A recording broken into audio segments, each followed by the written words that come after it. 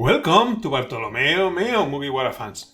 We've reached a point in the story where seems to be no room for new protagonists. We should already meet all those who will be members of the crew of the next King of the Pirates. The crew has already 10 members, but there still seems to be room for one or two more. This is probably the reason why this topic has been trending this Wano arc, with a debate between those who think Carrot will be the next Straw Hat or those who believe that should be Yamato, or even the ones that think Momonosuke or Tama will join the crew. Well, I'm going to put another candidate on the table. The first thing I want to make clear is that this video is about who will be the last Straw Hat, and this might be important in the case of Carrot. I've always believed she was set up to be the Straw Hat's lookout, but I can also see how Oda can easily keep her from joining the crew. What is clear to me is that whether she ends as a Straw Hat or not, she's not going to be the last one, so I'm not going to deal with her in this video. Who I do need to talk about is Yamato. After she has had a big impact in her introduction in the story and managed to like everyone, going directly to the doors of the top 10 in the popularity poll, the more we advance in the story and we learn more about her, the more it seems to me that she was not created to be a Straw Hat. I know this is an unpopular opinion, and this is not about what I would like, but about what I understand from the hints we are being given. In any case, before dislike this video just because you, like me, would like Yamato to become a Nakama, listen to the reasons why I'm saying this and what is going to be my bet, because there are good chances that you like it the same or even more. Among the latest information we got about Yamato, we have her title. She is a princess. This is the kanji for princess, Hime, and this is Yamato's title, Onihime-sama, Oni Princess. This seems to place her in a very prominent group in One Piece, although not in order to be a Straw Hat. In this group are Vivi, Shirahoshi, Rebecca, and, although she might not look like it, Boa Hancock. Just as Yamato's title is Onihime and Shirahoshi's is Ningyo Hime, Mermaid Princess, Boa's title is Heavy Hime, Snake Princess. The characters of this group of princesses have also in common that they were protagonists of their arcs, creating a strong bond with Luffy, but with the only exception of Vivi barely having no interactions with the rest of the group. Also, during their arcs there were popular theories in favor of them becoming a Straw Hat. Maybe that was not that much for Shirahoshi, but probably because it was hard to think that someone could sail with the Straw Hats if she was bigger than the ship, I guess. So, Yamato seems to fit this pattern, and as the story moves forward, we can see how her interactions, which were initially with Luffy, have passed to be with Momonosuke. But with the rest of the Straw Hats, we only have a couple of sentences with Franky. Another fact that is not helping to think of Yamato as a Straw Hat is that her mythological sown fruit is the guardian deity of Guano. The mythological creatures that Oda uses for these fruits are real, in the sense that they are coming from one of the existing mythologies. And so is the Makami, the deification of the extinct Japanese wolf that live in the current Nara prefecture, formerly known as Province of Yamato. So we can see Oda is based in reality, but what is not real is the country of Wano. He has created it, and as such, it is up to him to give it a guardian deity or not, and if he does, which one should be. He might easily not have assigned one to Wano as with all the previous countries that we've seen, or he could have assigned a Peach Dragon, for example, to make things easier. However, he has decided that it is the one with Yamato's fruit, and it is a total intentional decision. The purpose of this is something that we will see later in the story, but it doesn't seem to be in favor of Yamato leaving Wano, does it? Okay, but we still have that Yamato has proclaimed herself to be Oden and says that she wants to sail with the Straw Hats. Yes, but let's recall her reasons for this explained by herself. 赤鞘の侍たちも死んだ今、誰かがおでんの意志を継がなくちゃ。だから僕はこの国を開国するんだ。She will find out later that the Red Scabbards and Momonosuke are alive and fighting for Oden's will, so her reason became obsolete. Oden's diary is her Bible, and she's going to fight for fulfill Oden's will, which is none other than to open the country of Wano for the war that is now about to come. That will be achieved once Kaido will be defeated. And what will happen when Wano is opened and led by Momonosuke, who, by the way, will be revealed as the same image of Oden? Where will all that admiration go? Here, there is room even for shipping them. But in any case, there are points so that Yamato's desire to emulate Oden and leave Wano is redirected to stay in Wano. I once heard that Oda mentioned in an interview that the names of the protagonists shouldn't be longer than 2 syllables, in order to be catchy and easy to remember, and what is certain is that this is true with all the current 10 members. However, Yamato, like Rebecca or Shirahoshi, is not following this rule. But the one I bring does. Actually, it would be the shortest name in the crew. If we were taking into account the popularity of Yamato, close to the top 10, where we can already see Carrot in it, I'm suggesting a character that is already in the top 5. Actually, he's the only one in the top 5 that is not a Straw Hat. Yet. Yes, I'm going to talk about the options for Trafalgar Law to be the last Straw Hat. And before listing all the reasons that seem to support that he might be a Straw Hat, I want to mention that I'm well aware of why this possibility is not being considered. This basically is due to 2 reasons, which seem to completely block this option and that we will also talk about, and we'll see that even if it's not looking like it, they might not be obstacles and could simply make Law the dark horse and the surprise that Oda might be keeping for our crew.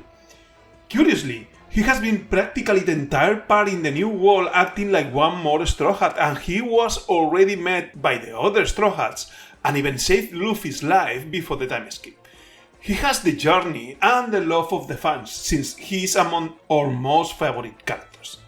There are some requests for the ones being members of the crew, like an original way of fighting, and here Law also stands out. He also has a sad past. Law's can easily be among the saddest backstories. For me, it is the most, which already begins by seeing his entire family die and then his entire city as a kid. And that even before the whole part with Corazon. Another request for being a Straw Hat is having a dream, which is the goal to achieve by joining Luffy on his way to become King of the Pirates. And here there is the reason that has convinced me that Law should be a Straw Hat. This scene in Onigashima, when Law looks for a poneglyph even though he knows he cannot read them, and there is a short flashback with Robin explaining the reason why he's there. It's not because of the One Piece, but his resolution to know the meaning of the D in his name. He will do whatever it takes to know it, and Robin explained to him that the only way to access that information is to defeat the Yonko and get the red poneglyphs. Actually, in this last chapter, he mentions it again, that they are going to need to defeat Big Mom if he wants to learn the history. And this is important for what I want to explain in this video. Unlike Kid, Law has never shown ambition to become the king of the pirates, and once in the middle of Onigashima battle, when we are wondering what will happen to Law once Kaido is defeated and therefore his alliance with Luffy ends, he begins to show us a different path for him, to know the meaning of the D, and as Robin told him, that means going to Laugh Tale. Once here, there are not many options for him. That might be the reason why some believe that he will die, since that technique of the Ope Ope no Mi that grants eternal youth to someone in exchange of the user's life is supposed to have been shown to us for a reason, so we will probably see it. Besides, the only alternative to his death would be for Law to become Luffy's rival, and that doesn't seem like a good path for him, since we know that he can only be defeated. The only spoiler we have about the end of One Piece is that Luffy will become the Pirate King, right? But I'm bringing another option. Apparently, the only possible one for him to fulfill his dream. And maybe he gives the eternal youth to someone else later. Or not. Oda could simply have explained it, because some other character in the present could reveal himself as someone that already got eternal youth in the past, and for that revelation to make sense to us, we would have to know the existence of this technique. Also, the one who knows about the eternal youth and told us about it was Doflamingo, and he comes from Mary Joyce, and knows several secrets from there. So I would start looking for someone that could be eternally young there. Surely, the first character that comes to mind would be Im, but we know too little about it as per making a formal theory from this. The thing is that this scene is showing us a dream for Law that can only be fulfilled by joining the Straw Hats. So if we are having all these points in favor, why is Law not being considered as candidate for a Straw Hat, being so beloved? Well, basically for two reasons. One of them is coming from another of the requirements that we understand a member of the crew should have, a role within it. And the other is that he's a supernova, captain of his own crew, and in theory, with the goal of being Luffy's rival for the title of King of Pirates. And these seem so big obstacles that most of the people can't see possible for Law to be a Straw Hat, not even after having had him there since Panhazard.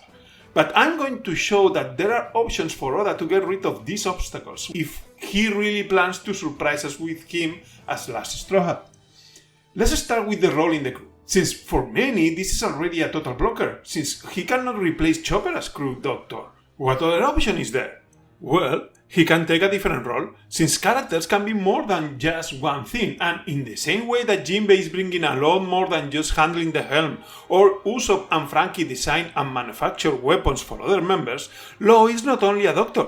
There is a role that he has already been playing on the crew since Panhazard, strategist. And this is a role that we have already seen in other crews and organizations. And yes, he is a supernova, like Zoro, but Law has no Conqueror's Haki. Why was it given to Kid and Zoro and not Law? At least not yet. We could have an answer here. And even though in the fight against Kaido and Big Mom we've seen him complain to Luffy for giving him orders, we could also see him show a faith in Luffy similar to that of the Straw Hats, as when almost everyone thought that Luffy had died and he told Kid that he has already seen him come back from similar situations. Don't you think that he already sees Luffy as the main candidate for King of the Pirates? Already in Dressrosa, he told Doflamingo about the miracles of the Straw Hats, and that Luffy was a D who would defeat him. And now it has happened again. Why did he obey Luffy when he asked him to take Zoro and leave him fighting alone with Kaido if not? But then, what would happen to his crew if he joins the Straw Hats? Obviously, that Beppo and the rest are also joining the Straw Hats is not an option. But it turns out that Law had already left his crew and didn't think he would ever come back when he allied with the Straw Hats, since upon reaching Zou, he said that he did not expect to see them again. So I think we can imagine him leaving the Hair Pirates in charge of his right hand, Beppo. Can we? No? Not really? Well, the Hair Pirates with a polar bear as captain would give meaning to the name of the submarine in which they live, the Polar Tank. Also, this doesn't have to happen right after Wano, but later sometime, but basically, this is a bet on continuity, since Law has been actually living with the Straw Hats without his crew since Panhazard, so it wouldn't be strange for us to continue. Even keeping that dynamic with Luffy, where Luffy does as he wants and asks him for things, and Law complains but does them. In short, this whole video could be summarized in Law wants to go to Laugh Tale to know the truth about the D, and the only way possible to do it seems to be with the Straw Hats. And also, is there someone who wouldn't like to keep having him with us in the story? Well, I hope you like this theory, and if so, we'll probably meet in some other video. See ya!